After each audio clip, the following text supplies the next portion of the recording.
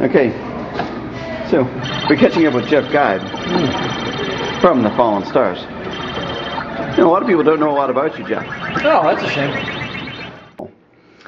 I was not. It turns out that I actually went to school in 1994, and they got rid of the draft after the Vietnam War, so I just missed it, which is a shame, because I think I would have gone pro if it weren't for my knee and complete lack of talent.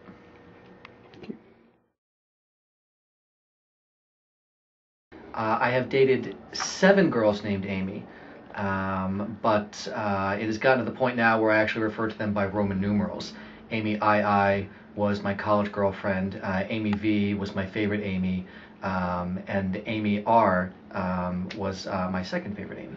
And then I feel like Amy IX, that's going to be the one. Amy R? Mary, just moved around the letters. Ah, gotcha. Yeah, for my fixation. That's an excellent question. I actually prefer World War I sites, and there's a very interesting and compelling reason for that. We here as Americans value World War II more highly in our culture, but in Europe, especially specifically France and Belgium, World War I is much more important. You know, the French lost around 2 million people in World War I when the population wasn't anything like it is today. But in World War II, they hardly lost anybody because of the fact that they surrendered so quickly. And so all the grave sites and the monuments and whatnot, all the really impressive, really momentous ones are all about World War I. And so there's some cool World War II stuff, but not nearly as much. And so I prefer WWI. Okay.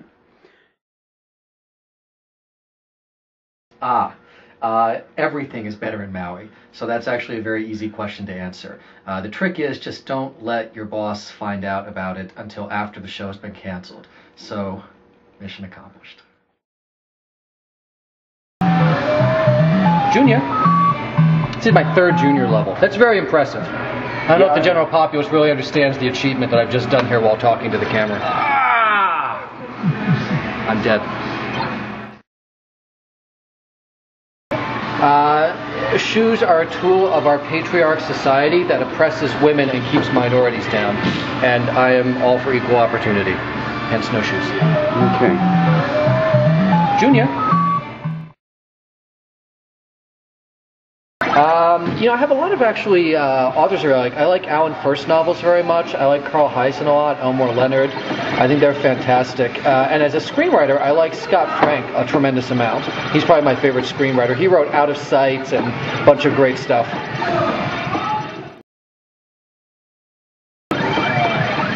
I have been a star, and by star I mean I've barely been in, many TV shows. I was in CSI New York when they did a crossover episode with David Caruso, where he came in and asked where a certain individual was, and I had to point and go, that was a high point.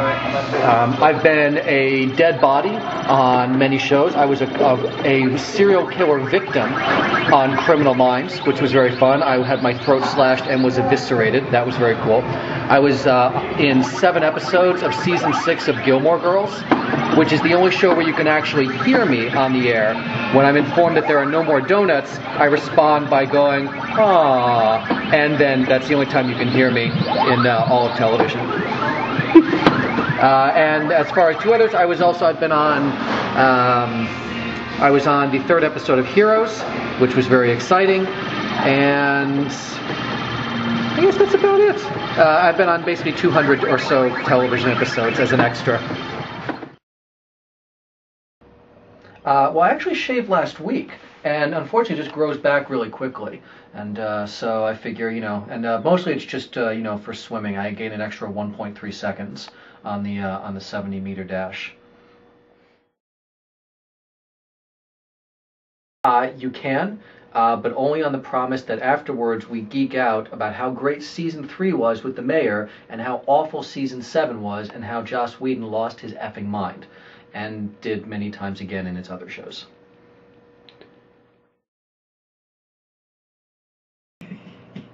I have been a professional matchmaker, and I was both extremely successful and a gigantic failure.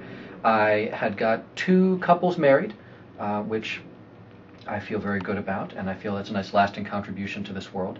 But I also matched up somebody who was so upset with the woman that I set him up with that he sued us, and then when he lost in court, he barged into our office, pulled a .357, pointed it at us, specifically me, and said, give me my money back or I'm going to kill you all. And I mean, I guess maybe failure is a harsh word, but I feel like perhaps I could have done a little better on that one.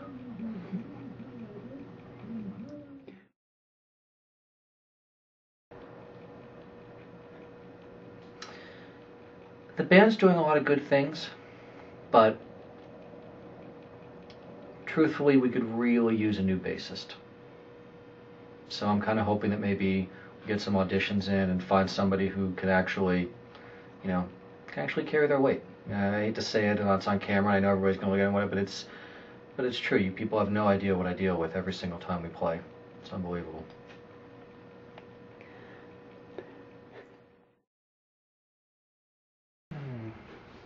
I think most people will think I was kidding about the comment about needing a new bassist, but I wasn't. And I don't care about the ramifications. Somebody had to say it. It had to come out. And I'm just glad that I was strong enough and brave it. Is Tracy out? I think one of the great things about being in this band is what an excellent bassist we have. And I feel like that really binds she's like a younger McCartney, but better looking and more talented as a songwriter and a singer. And that's all I'd like to say. This is the worst Dave Packman I've ever played. I should not be talking while playing. And a doctor, a patient, and a visitor on House in separate episodes. Sorry, kid. I was going to go somewhere funny with that, but then I just kind of got lost halfway in between.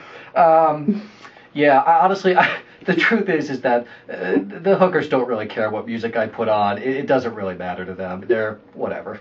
They're not picky, which I like. Oh, you know it.